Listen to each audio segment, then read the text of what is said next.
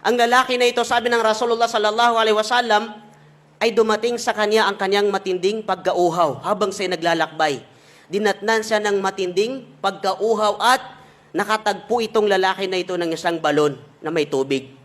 Kaya ang ginawa ng lalaki na ito, bumaba siya doon sa balon, uminom siya, napawi ang kanyang pagkauhaw, at umakyat siya, lumabas siya doon sa balon. Habang siya nagpapahinga, dahil sa matinding pagkauhaw, ay dumating sa kanya ang isang aso na hinihingal na kumakain siya ng mga basang lupa.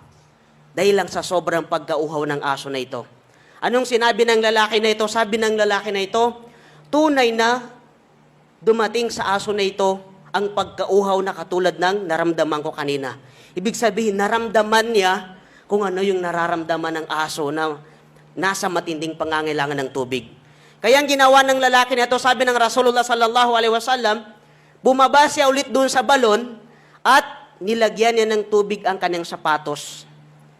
Pinuno niya ng tubig ang kanyang sapatos, umakyat siya at pinainom niya yung aso na hinihingal. Lumalabas ang kanyang dila dahil sa tindi ng pagkauhaw.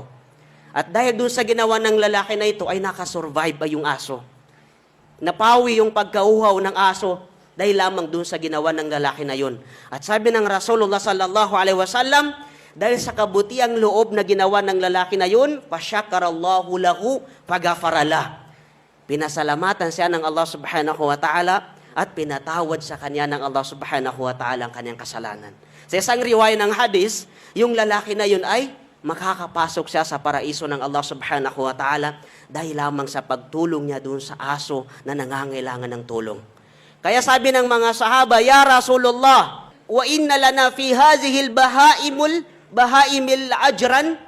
Ang sabi ng mga sahaba, Ya Rasulullah, meron ba kaming gantimpala kapag kami tumulong sa mga hayop? Ang sabi ng Rasulullah sallallahu alaihi wasallam, faqal fi kulli kabidin ratbatin ajrun.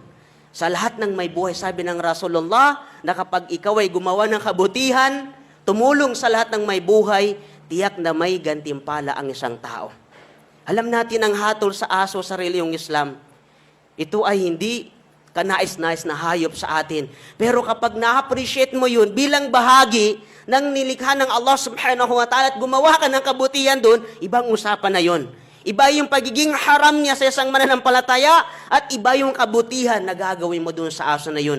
Yun ang dahilan kung bakit pinasalamatan ng Allah at pinatawad ng Allah subhanahu wa ta'ala yung lalaki na yun dahil lamang sa pag-appreciate niya sa nilikha ng Allah subhanahu wa ta'ala.